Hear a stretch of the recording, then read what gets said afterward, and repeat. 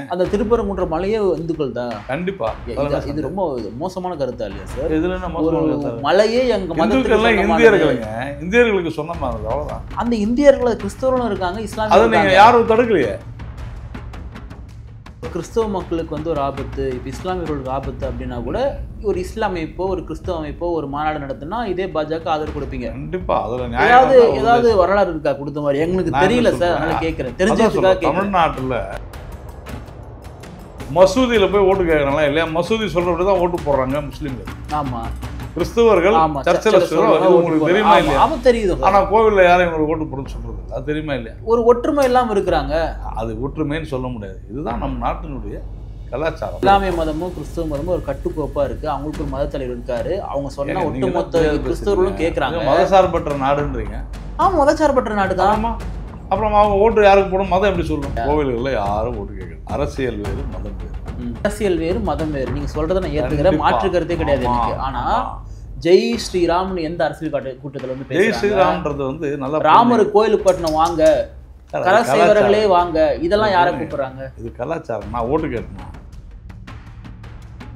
எங்களுக்கு ஓட்டு முக்கியம் இல்லை, நம்ம நாட்டினுடைய கலாச்சாரம். நம்ம நாட்டினுடைய கலாச்சாரம் ஜெய் ஸ்ரீராம் தான். கண்டிப்பா. அதுல என்ன சந்தேகம்? ஹல்லேலூயாவோ அல்லாஹு அக்பரோ கிடையாது. கண்டிப்பா கிடையாது. ஜெய் ஸ்ரீராம். கண்டிப்பா.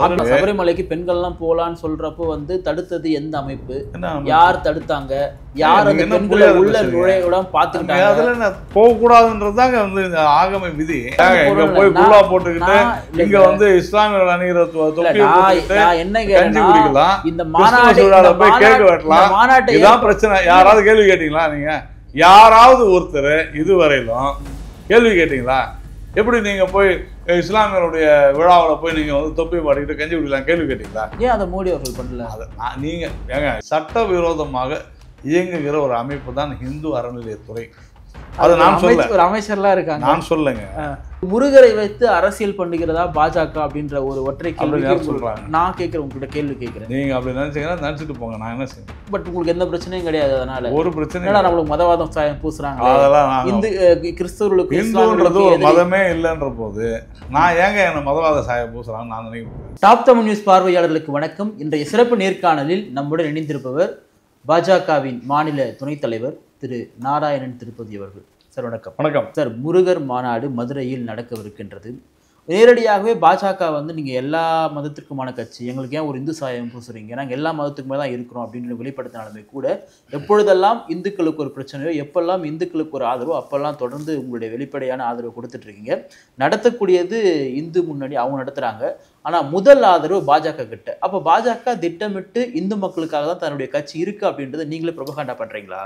திட்டமிட்ட ரீதியில் இந்துக்களுக்கு எதிராக திராவிட முன்னேற்ற கழகம் அதன் அரசு செயல்படும் பொழுது பெரும்பான்மை மக்களுக்கு ஆதரவாக நாம் இருக்க வேண்டும் என்கிற எண்ணம் தவறா அப்படின்றது தான் கேள்வி. ஏனென்றால் திருப்பரங்குன்றத்தில் நடந்த அநியாயங்கள், திருப்பரங்குன்றத்தில் அந்த மலையையே பெயர் மாற்றம் செய்யக்கூடிய அளவிற்கு ஒரு மிக வேகமாக சில அடிப்படைவாத இஸ்லாமிய அமைப்புகள், சிக்கந்தர் மலையவா, திருப்பரங்குன்றம் மலையை சிக்கந்தர் மலை என்று சொல்வதற்காக, அதை உருவாக்குவதற்காக, அதை வலியுறுத்துவதற்காக சில அடிப்படை இஸ்லாமிய மத அமைப்புகள் செய்த பொழுது அங்கு காலம் காலமாக போற்றப்படக்கூடிய பல்வேறு விதிமுறைகள், அரசு எதில் கட்டுப்பாடு செலுத்த வேண்டுமோ அதை செலுத்தாமல் இஸ்லாமியர்களுக்கு ஆதரவாக நடந்து கொண்டது ஓட்டுக்காக.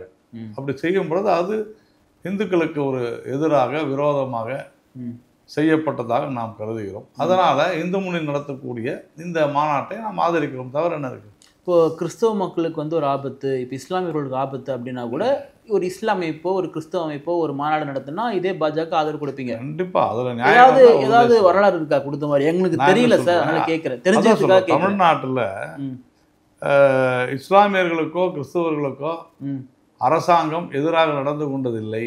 ஏனென்றால் அவர்கள் மொத்தமாக வாக்களிக்கிறார்கள் என்பதற்காக அவருடைய தவறு நடந்தால் கூட தமிழ்நாட்டில் இருக்கக்கூடிய பெரும்பாலான கட்சிகள் அப்படித்தான் இருக்கிறது. நான் இன்னைக்கு என்ன நடக்குதுன்றதை நான் சொல்றேன்.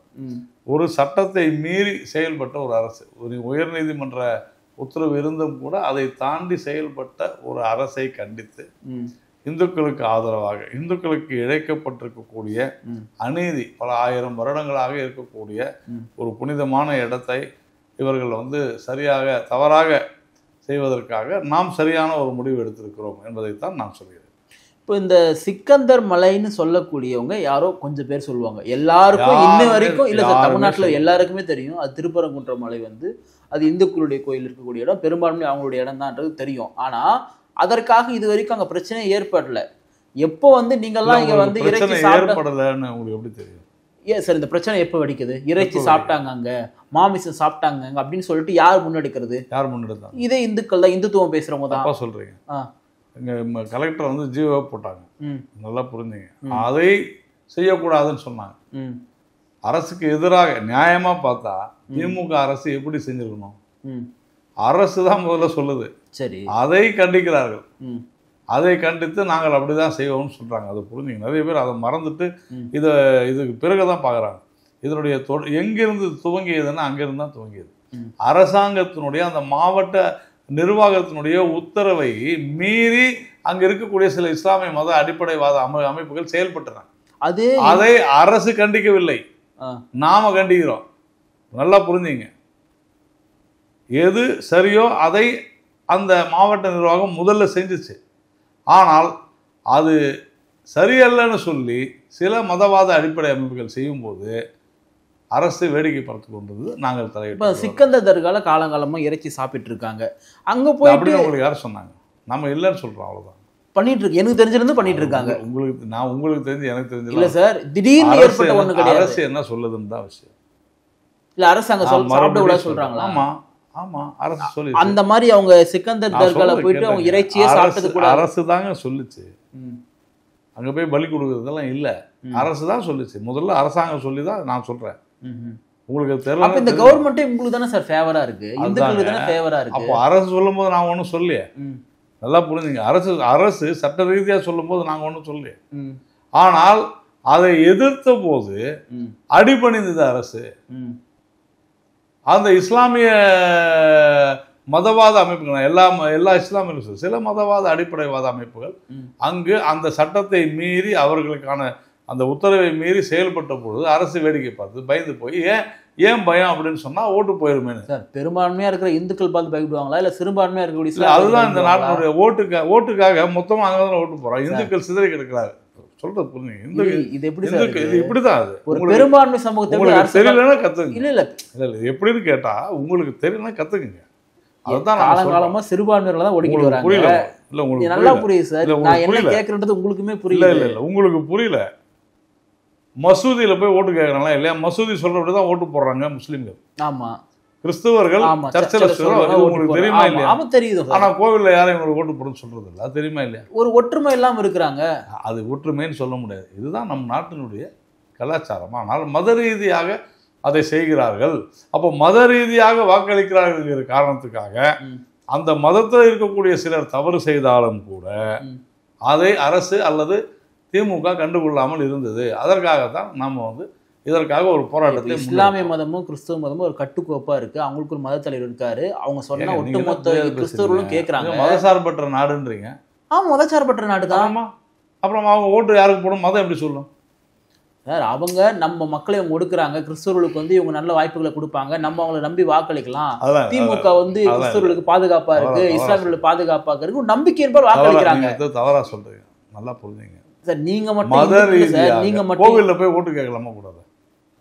கேட்கறாங்களே, கேட்க அனுமதிக்கிறாங்க. இல்ல யாரும் இல்லையா? யார் சொன்னது?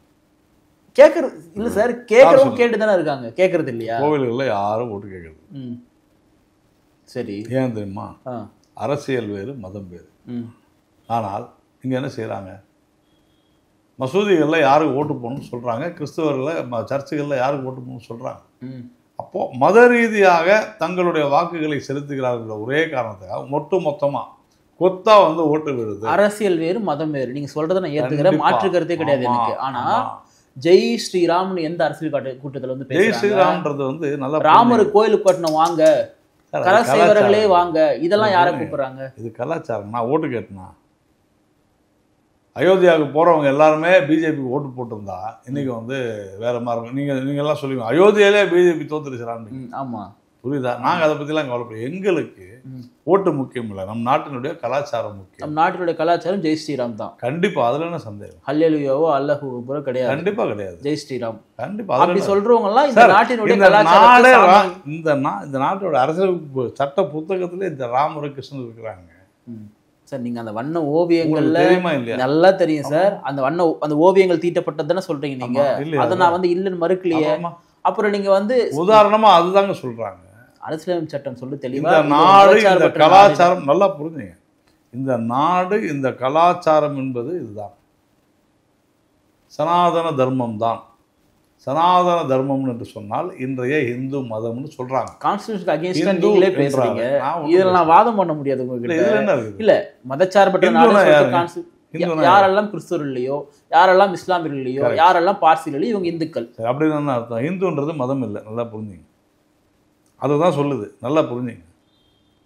அதாவது இந்த நாட்டில் மதம் இல்லை. யார் ஒருவர் மதத்தை தேர்ந்தெடுத்து தான் இஸ்லாமியன் என்று மதத்தினால் அடையாளப்படுத்தி கொண்டவர், தான் ஒரு கிறிஸ்துவன் என்று தன்னை மத ரீதியாக அடையாளப்படுத்தி கொண்டவன் தான் இஸ்லாமியர்களோ கிறிஸ்தவர்களோ. அப்படி மத ரீதியாக அடையாளப்படுத்தப்படாத அனைவருமே இந்துக்கள். அப்படின்னு என்ன அர்த்தம்? இந்து மதம் இல்லை, நாத்திகர்கள் கூட இந்துக்கள் தான். கி வீரமணியும் ஈவே ராமசாமி நாயகரும் இந்துதான். கரெக்டா? அது ஒன்றும் சந்தேகம், நான் ஒன்றும் மறுக்கலையா அதை. அப்ப இந்துன்னு ஒரு மதம் இல்லை. ராமரும் கிருஷ்ணரும் முருகனும் பிள்ளையாரும் என் நம்பிக்கை.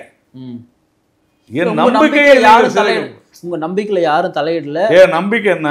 தலையிடவும் கூட. என் நம்பிக்கை என்ன? என்னுடைய கோவிலை நான் சுத்தமாக வைத்துக் கொள்ள வச்சுக்கோங்க.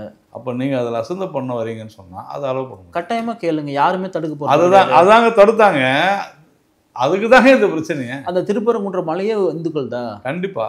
இது ரொம்ப மோசமான கருத்தா இல்லையா சார்? இதுல என்ன மோசமான கருத்து? மலையே எங்க மதத்துக்கெல்லாம் இந்தியர்களுங்க, இந்தியர்களுக்கு சொந்தமா இருந்தது, அவ்வளவுதான். அந்த இந்தியர்கள் கிறிஸ்தவர்களும் இருக்காங்க, இஸ்லாமிய. அதை நீங்க யாரும் தடுக்கலையே. அப்புறம் நீங்க வந்து அங்க ஒரு கறி சாப்பிடணும் போயிட்டு ஏன்டா கேள்வி கேட்கறீங்க? அவ்வளவுதான். நம்பிக்கையின் வழிபாட்டு தலங்கள்ல நீங்க ஒரு சர்ச்சிலையோ இல்ல அல்லது இதுல மசூதியிலையோ நீங்க வந்து இது மாதிரி செய்ய முடியுமா? அவர்களுடைய நம்பிக்கைக்கு எதிராக செஞ்சிட முடியுமா? நான் சொல்றதை கேளுங்க. திருப்பரங்குன்றத்துல மலை மேல தீபம் ஏற்றணும் அப்படின்னு உயர்நீதிமன்றம் உத்தரவு இருக்குது. அதையும் தடுக்கிறாங்க. திருப்பரங்குன்றத்துல மலை உச்சியின் மேல ஒரு தூண் இருக்கு. அந்த தூண்ல தீபம் ஏற்றணும். 1000 ஆண்டுகளாக ஏற்றிட்டு வராங்க. ஆனால் இஸ்லாமியர்கள் அங்க ஏற்றக்கூடாதுன்னு சொல்லி கோர்ட்டில் சொல்றாங்க. கோர்ட்டுக்கு வழக்கு போயிடுச்சு. கோர்ட்டு உத்தரவு போடுது என்னன்னு, ஏற்றணும், ஏற்றுவாங்க அப்படின்னு. ஆனால் ஏற்ற முடியவில்லை, ஏனென்றால் இஸ்லாமியர்கள் எதிர்க்கிறாங்கன்னு அரசு மறுக்குது. இது என்ன நியாயம்? இந்த பிரச்சனை எப்போ உருவாகுது? நீங்க எத்தனை வருஷமா இருக்குது? கோர்ட் உத்தரவு போட்டு இல்ல சார், கோர்ட் உத்தரவு போட்டு நாள் ஆச்சு. இல்ல சார், நீங்க ஒன்று சொல்றீங்க இல்லையா, காலங்காலமா ஏத்திட்டு இருக்காங்க சொல்லிட்டு. அப்படி ஏத்திட்டு இருந்தவங்க எப்போ தடுக்கப்பட்டாங்க? ஒரு 1992ல இருந்து பிரச்சனை இருக்கு. கேட்டா சட்டம் ஒழுங்கு சீர்கெட்டு போயிடும். இது ஒரு பேச்சா? இது ஒரு பேச்சா? அப்போ இது சட்டம் ஒழுங்கு யாரால சீர்கெடுது? சபரிமலைக்கு பெண்கள்லாம் போகலாம், சபரிமலைக்கு பெண்கள்லாம் போகலான்னு சொல்றப்போ வந்து தடுத்தது எந்த அமைப்பு? யார் தடுத்தாங்க? யார் அந்த பெண்களை உள்ள நுழைவிடாம பார்த்துக்கிட்டாங்க? அதுல என்ன போகக்கூடாதுன்றதாங்க வந்து இந்த ஆகம விதி. அப்புறமா என்ன சார் நீங்க இப்ப மட்டும் நீதிமன்றம் சொல்றதை இங்க கேட்கலன்றீங்க? நீதிமன்றம் சொல்லி அப்புறமா என்ன ஆச்சு? சரி, தடுத்தது யாருமே யாரும் பிஜேபி காரங்க யாரும் தடுக்கலையா? யாரும் தடுக்கலையா? சரி, கம்யூனிஸ்ட் அரசாங்கம் மனசாட்சிக்கே கம்யூனிஸ்ட் அரசாங்கமே தடுத்துச்சு. இல்லன்னு சொல்ல முடியும். பாதுகாப்பு கொடுத்து அந்த பெண்ணை கூட்டு போனது யாரு? தவறு. அது தவறுன்னு நாங்க சொல்றோம், அவ்வளவுதான். நீங்க தான் அவங்க தடுத்தாங்கன்னு சொல்றீங்க. நான் என்னைக்கும் சொல்றேங்க. நான் சொல்லுவது அந்த நீதிமன்றத்தினுடைய அந்த உத்தரவை நாங்கள் ஏற்கவில்லை. ஏன் ஏற்கலை அப்படின்னு சொன்னாங்க. அதன் பிறகு நாங்க எங்களுக்கு அப்பீலுக்கு டைம் இருக்கு சார். நாங்க ரெவியூ பெட்டிஷனுக்கு டைம் இருக்கு. அதுக்குள்ள நீங்க செய்யாதன்னு தான் கம்யூனிஸ்ட் அரசாங்கத்தை சொன்னோம். ஞாபகம் வச்சு. இப்ப என்ன நடக்குதாங்க? பிஜேபி இது வந்து தடுத்துதான் அது நடக்காத போச்சா? இல்லையே. நீதிமன்றத்தில் இருந்தாலும் நல்லா இல்லாத போச்சு. ஆனா நீதிமன்றம் உத்தரவு போட்டுடுச்சு. ஏன் தடுக்கிறீங்க? அடுத்த ஜட்ஜ்மெண்ட் ஜட்ஜ்மெண்ட்ல அப்புறமா ஒன்றும் போகலையே. அதான் ஃபைனல். யாரும் போகலையே. ரிவ்யூ பெட்டிஷனோ அப்பீலோ யாரும் போகலையே. சரி சார், இப்போ நடக்கக்கூடிய முருகர் மாநாட்டை பாஜக வந்து எல்லாரும் வாங்கன்னு சொல்லிட்டு பாஜக மாநில தலைவர் அழைப்பு எடுக்கிறார். எல்லா சேனல்லையும் உங்கள் விளம்பரம் தான் போயிட்டு இருக்கு. இந்த அழைப்பு வந்து ஒரு இந்துக்களுடைய ஒற்றுமைக்காகவா, இல்லை முருகருக்காகவா, இல்லை அரசியலுக்காகவா, ஆன்மீகத்துக்காகவா? இது பலருக்கான செய்தி, பொதுமக்களுக்கான ஒரு செய்தி. நாம் அனைவரும் ஒன்றுபட்டு இருக்க வேண்டும். பொதுமக்கள்னா யார் சார்? எல்லாருமே இன்க்ளூடிங் இஸ்லாமியர்கள், கிறிஸ்தவர்கள் எல்லாருக்கும் தான். எல்லாரும் ஒன்றுபட்டு இருக்க வேண்டும். அரசியல்வாதிகள் அவர்களுக்கான மெசேஜ் என்னன்னு கேட்டிங்கன்னா, இந்த மாதிரியான ஓட்டுக்காக பெரும்பான்மை மக்களுடைய நம்பிக்கைகளை சிதைக்காதீர்கள் அப்படின்னு அரசியல்வாதிகளுக்கு ஒரு மெசேஜ். எல்லாவற்றுக்கும் மேலாக முருகனுடைய இடத்துல நாம் மாநாடு நடத்தி அங்கே வந்து முருகனுடைய பெருமைகளை பேசி எல்லோரையும் ஒன்று சேர்ப்பது, ஒருங்கிணைப்பது. இதில் அமித்ஷா அவர்கள் என்ன மெசேஜ் சார் சொல்கிறாரு? என்ன மெசேஜ் சொன்னார் இந்த முருகர் மாநாடு குறித்து? என்ன மெசேஜ் சொன்னார்? நான் உங்களை கேட்குறேன் சார். தெரியல, நீங்கள் தான் ஏதோ என்ன மெசேஜ் சொல்கிறாரு. அழைப்புலாம் எடுக்கிறாரு அவரே நேரடியாக. விடக்கூடாது. அவர் தமிழ்நாட்டுக்கு வரும்பொழுது ஒரு ஆலோசனை அமித்ஷா முருகர் பற்றி பேசக்கூடாது. பேசக்கூடாது சொல்லலாம். ஆனால் ஒரு அமைச்சராக உட்காந்து முருகர் மாநாட்டுக்கு தப்புன்னு இருக்குது. ஏங்க போய் பிரதமர் வந்து நேரடியாக போய் ராமர் கோவிலில் பூஜையில் அவர் தான் கலந்துக்கிறார். தப்பு என்ன இருக்குது? எதனா சட்டம் என்ன தடுக்குதா? ஓகே, தடுக்கல, சட்டம் தடுக்கல. எப்படி வந்து அமைச்சராக வந்து போறாரு, போகக்கூடாதா? அமைச்சராக இங்க போய் குல்லா போட்டுக்கிட்டு இங்க வந்து இஸ்லாமியர்கள் அணிகிற என்ன குடிக்கலாம், இந்த மாநாடு போய் கேட்க வெட்டலாம். இதான் பிரச்சனை. யாராவது கேள்வி கேட்டீங்களா? நீங்க யாராவது ஒருத்தர் இதுவரையிலும் கேள்வி கேட்டீங்களா? எப்படி நீங்க போய் இஸ்லாமியருடைய விழாவில் போய் நீங்க வந்து தொப்பி பாடிக்கிட்டு கஞ்சி குடிக்கலாம் கேள்வி கேட்டீங்களா? ஏன் அதை மோடி அவர்கள் பண்ணல? நீங்க ஏங்க இப்போ நீங்க என்ன கேட்டீங்க? ஏன் அமித்ஷா பேசுறாரு? நான் என்ன கேட்கிறேன்னா, என்னுடைய பிரதமர் எனக்கும் அவர் என்ன நம்ம பதில் சொன்னாரு? நான் அவர்களுடைய மத நம்பிக்கைகளை மதிக்கிறேன். அவர்களுடைய மத நம்பிக்கை என்பது அந்த குல்லா அணிவது. அதை நான் அணிவது என்பது அவர்களை அசிங்கப்படுத்துவதாக இருக்கும் அப்படின்னு சொல்லியிருக்கிறார். இதை நீங்க ஏற்கலைன்னு சொன்னா நீங்களும் ஓட்டுக்காக இருக்கீங்கன்னு தான் அர்த்தம். மோடி சொல்றாரு, என்ன சொல்றாரு? அவர்களுடைய மதத்தை நான் மதிக்கிறேன், அதனால அதை நான் செய்யணுன்ற அவசியம் இல்லை. நான் இஸ்லாமியனாக இருந்தால் அதை செய்யலாம். அது மதம், அந்த மத நம்பிக்கை. நான் அந்த மதத்தை சேர்ந்தவன் அல்ல, நான் அதை செய்ய வேண்டாம். அவர்களே ஓட்டுக்காக நான் ஏங்க அதை போட்டுக்கணும், அவசியம் இல்லையா அப்படின்னு சொல்றாரு மோடி. அது நீங்க உங்களுக்கு தெரியுமா இல்லையா? நீங்க இதான் முதல் முறையா கேள்விப்படுறேன். உண்மை எனக்கு தெரியல சார். நான் தெரியல, முதல் முறையா கேள்விப்படுறேன். முதல் முறையா, இதுதான் உண்மை. இப்போ இந்த மாநாட்டை ஏற்பாடு பண்றதுலேயே வந்து குறிப்பா திரு அமித்ஷாவோட பங்களிப்பு தான் அதிகம் பேசுறாங்களா? அதுக்கு உங்களுடைய பதில் என்ன? எனக்கு அது நீங்க இந்த மாதிரிலாம் ஏதோ கதையெல்லாம் கட்டி விட்டா நான் என்ன செய்வேன்? இதுல நைனா நாங்க இந்த அழைப்பு விடுக்கிறாரு வாங்க அப்படின்னு சொல்லிட்டு, அதனால கேட்கறேன். அதுல என்ன இருக்கு? நாங்க எப்போதுமே செஞ்சுட்டு தான் இருக்கோம். எல்லாம் இந்து முன்னணி மாநாட்டுல இருந்து இந்து முன்னணி, RSS, BJP எல்லாம் எல்லாமே குடும்ப இயக்கங்கள் தான். அதுல என்ன இருக்கு? சகோதர இயக்கங்கள் தான். அதுல ஒன்றும் சந்தேகம் இல்லை. நாங்க மறைச்சதனை செய்யணும் இல்லை, அது வெளிப்படை எல்லாருக்கும் தெரியும். அப்புறம் என்ன இருக்கு? தமிழ்நாடு அரசு நடத்தினாங்கல்ல பழனியில முத்தமிழ் முருகர் மாநாடு சம்திங், அதை நீங்க எப்படி பாக்குறீங்க? இந்து அறநிலையத்துறைக்கும் அதற்கும் எந்த விதமான சம்மந்தமும் கிடையாது. இந்து அறநிலையத்துறை என்பது ஒரு சூப்பர்வைசரி பாடி, சட்டவிரோதமாக இயங்குகிற ஒரு அமைப்பு தான் இந்து அறநிலையத்துறை. அது நான் சொல்ல, ஒரு அமைச்சர்லாம் இருக்காங்க, நான் சொல்லுங்க, நான் உயர்நீதிமன்றம் சொல்றது தாங்க சொல்றேன். இந்து அறநிலையத்துறை சட்டம் என்ன தெரியுமா சொல்லுது? அது ஒரு சூப்பர்வைசரி பாடின்னு சொல்லி கண்காணிக்கக்கூடிய ஒரு அமைப்பு. எதை கண்காணிக்கணும்? சொத்துக்களை. ஒட்டு மொத்தமா கோவில் இல்லை, எதனா கோவிலில் பிரச்சனைன்னு இருந்துச்சுன்னா நீங்க அதை சரி பண்ணி கொடுக்கணும். அதுக்கு தான் இந்து அறநிலையத்துறை இருக்குது. இதுதான் சட்டமே சொல்லுது. ஆனா இங்க என்ன நடக்குது? இது வந்து இந்து அறநிலையத்துக்கு சொந்தமான கோவில் எப்படி சொந்தமாகும்? கோவில்கள் ஒண்ணுமே அந்த ஊர் மக்களுக்கு சொந்தமானது, புரிஞ்சுங்க. இப்போ எங்கள் மயிலாப்பூர் கபாலீஸ்வரர் கோயிலாம் இந்த ஊர் மக்களுக்கு சொந்தமானது. கபாலீஸ்வரர் கோயிலுக்குன்னு சில சட்ட விதிகள்லாம் இருக்குது, தெரியுமா உங்களுக்கு? அந்த கோவிலுக்கு யார் வந்து ட்ரஸ்டியில் வரணும், யார் ட்ரஸ்ட்டில் வரணும், யார் சேர்மன் ஆகணும், யார் ட்ரஸ்ட்டில் இருக்கணும், எந்த சமுதாயத்திலேருந்து வரணும், எல்லாமே தெளிவாக இருக்குது. நல்லா புரிஞ்சுங்க, எல்லாமே இருக்குது. ஆனால் இந்து அறநிலையத்துறை என்ன பண்ணுறாங்க? எங்கேயுமே ட்ரஸ்ட்டு போடுறதில்ல. தன் கையில் அதிகாரத்தை எடுத்துக்கொண்டு இப்போ நிலங்கள், இப்போ உதாரணத்துக்கு இப்போ நம்ம பேசிக்கிட்டு இருக்கிற பக்கத்தில் PS ஸ்கூல் இருக்குது. 1899ஆம் ஆண்டு 100 வருஷத்துக்கு லீஸுக்கு எடுத்துருந்தாங்க அந்த ஸ்கூலு கிரவுண்டை. 1999ஆம் ஆண்டு முடிஞ்சு போச்சு. ஆனால் அவங்க வந்து நாங்கள் 100 வருஷமாக இருக்கிறோன்னு கோர்ட்டில் கேஸ் போட்டு எங்களுக்கு இதை கொடுங்கன்னாங்க. கரெக்டாக 2020 எண்டில் தீர்ப்பு வருது. என்னென்னு, கோவிலுக்கு நீங்கள் நிலத்தை கொடுத்துருங்க அப்படின்னு சொல்லி வருது. ஹேண்ட் ஓவர் பண்ணிட்டாங்க. அப்போ பார்த்து காக்கா உட்கார பணங்காய் வந்த கதையாக 2021 திமுக அரசாங்கம் வந்துடுச்சு. கோர்ட் உத்தரவு போடுது, PS ஸ்கூலு கொடுக்குறாங்க கிரவுண்டு, சரியா? ஹேண்ட் ஓவர் பண்ணிட்டாங்க, கோர்ட்டில் ஹேண்ட் ஓவர் பண்ணுறாங்க. இந்து அறநிலையத்துறை வந்து போர்டு வைக்கிறாங்க. என்னென்னு, இந்த இடம் இந்து அறநிலையத்துறைக்கு சொந்தமானது. அது எப்படி சொந்தமாகும்? அப்படி சொல்லிதானே இன்னைக்கு பல கோயில்களுடைய ஆக்கிரமிப்பு நிலங்களை இல்லன்றேன். இந்து அறநிலையத்துறை மீட்கலங்க, கோர்ட்டு. யாரும் வழக்கு போடுறது? ஐயா வழக்குல இந்து அறநிலையத்துறைலாம் போடல, கோவில் போடுது. புரிஞ்சுங்க, புரிஞ்சு தெரியலன்னா தயவு செஞ்சு தெரிஞ்சுங்க சார். இங்க நான் சொல்றது கொஞ்சம் புரிஞ்சுங்க. பச்சையப்பாஸ் காலேஜ் நீங்க தயவு யார் போட்டது? காஞ்சிபுரம் ஏகாம்பரேஸ்வரர் கோவில் வந்து கேஸ் போட்டு வந்திருக்கா. இந்து அறநிலையத்துறைக்கு அதுக்கு சம்மந்தம் இல்லை. ஆனா கிளியர் பண்ணிக்கிறாங்களா அவங்க? இது நாங்க தான் பண்ணோன்றாங்க. அது எப்படி நீங்க பண்ணதா இருக்கும்? நான் இதை வந்து ரொம்ப வருஷமா சொல்லிட்டு இருக்கிறேன். நீங்க சொல்ற அந்த இடம் எனக்கு தெரியும். நான் அந்த இடத்த போய் நேரில் கூட போய் பார்த்துருக்கேன். ரொம்ப பெரிய ப்ராப்பர்ட்டி அது. இன்னொரு வார்த்தை சொல்லட்டுமா? இப்போ நம்ம உட்காந்து பேசிக்கிட்டு இருக்கிறோம் பார்த்தீங்களா, இந்த இடத்தினுடைய சொந்தக்காரர் தான் அதை லீஸுக்கு வச்சிருந்தார். 1899ஆம் ஆண்டு அது M10 குண்டுன்னு ஒன்று இருக்கும்.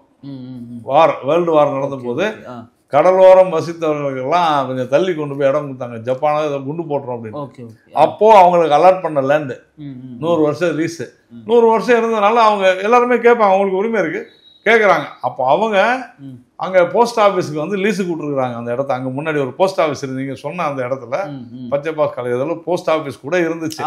சரியா? போஸ்டல் டிபார்ட்மெண்ட்டுக்கு. போஸ்டல் டிபார்ட்மெண்ட்டு கோவிலுக்கும் இவங்களுக்கும் பாதி பாதி வாடகை கட்டிக்கிட்டு இருந்தாங்க.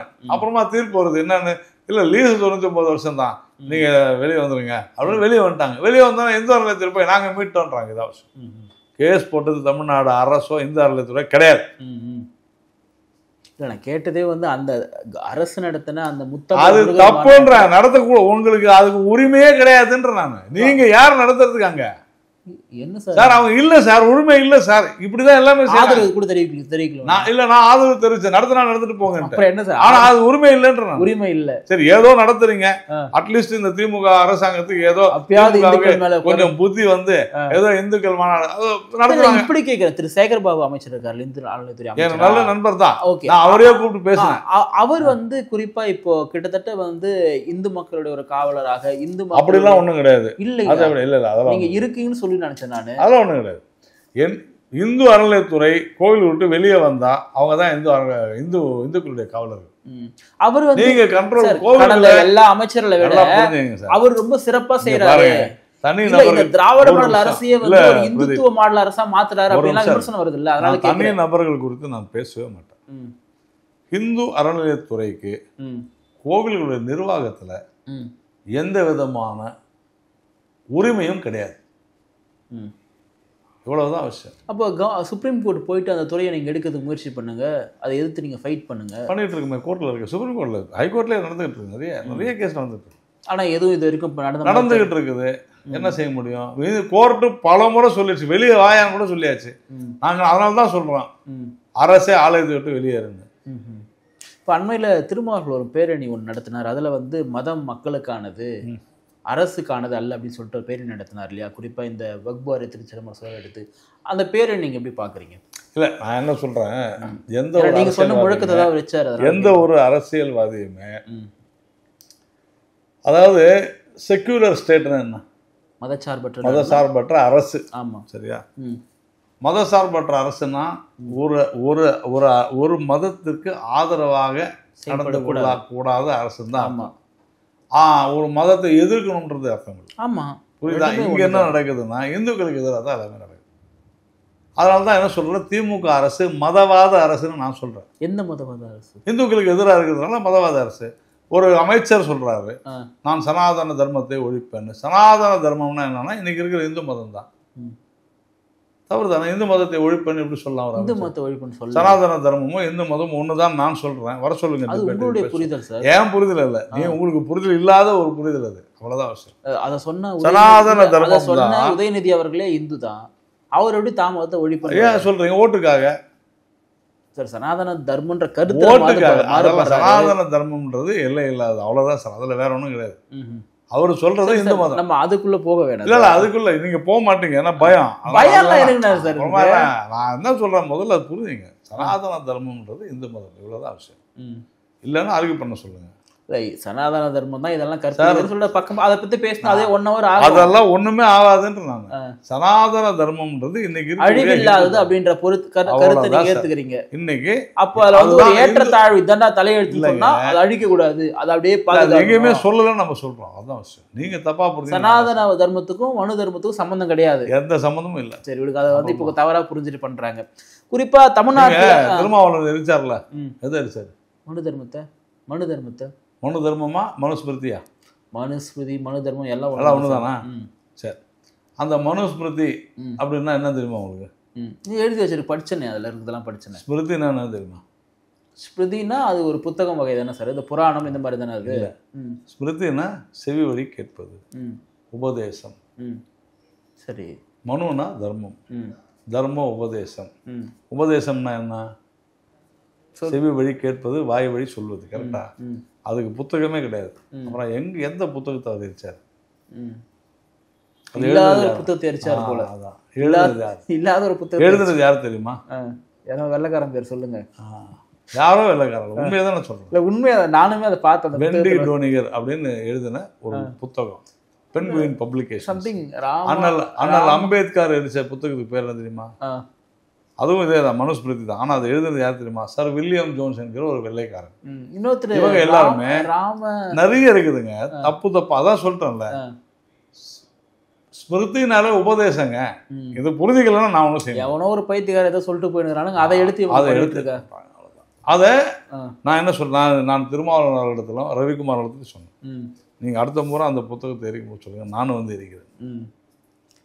இப்போ தமிழ்நாட்டில் இதுதான் இவங்களுடைய இந்து எதிர்ப்பு. சரி, தமிழ்நாட்டில் வந்து முருகர் குறித்த மாநாட்டை வந்து இன்னைக்கு இந்து மக்கள் முன்னெடுக்கலாம், யார் வேணால் முன்னெடுக்கலாம். ஆனால் அரசியல் ரீதியாகவே ஒரு பண்பாட்டு ரீதியாகவே வந்து நாம் தமிழ் கட்சி வீரத்தமிழ் முன்னணின்ற பேரில் வந்து முருகரை கையில் எடுத்து என்னுடைய பாட்டன் அதை நான் எடுத்துட்டு போகண்டான்னு சொல்லிட்டு அவர் பட்டை போட்டுக்கிறது, எல்லா இடத்துக்கும் போகிறது. அவருடைய செயல்பாடுகள் நீங்கள் எப்படி பார்க்குறீங்க? யாரை?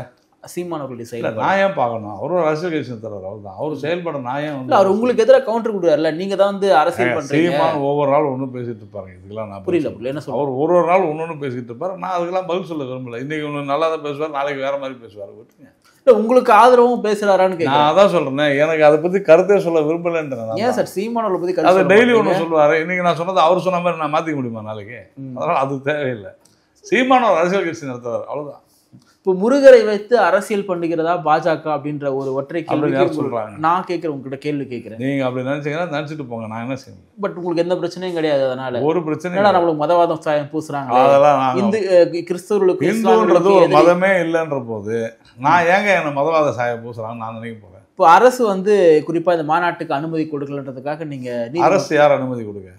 யார் அனுமதி கொடுக்குவா? அனுமதி கொடுக்காம எப்படி சார் ரோட்ல நடத்த முடியும்? கோர்ட்டு தான் கொடுத்துருச்சு. இல்ல அனுமதி வந்து இவங்க கொடுக்கும். கோர்ட் அப்புறமா கோர்ட் டைரக்ஷன்ல தான் நடக்குது.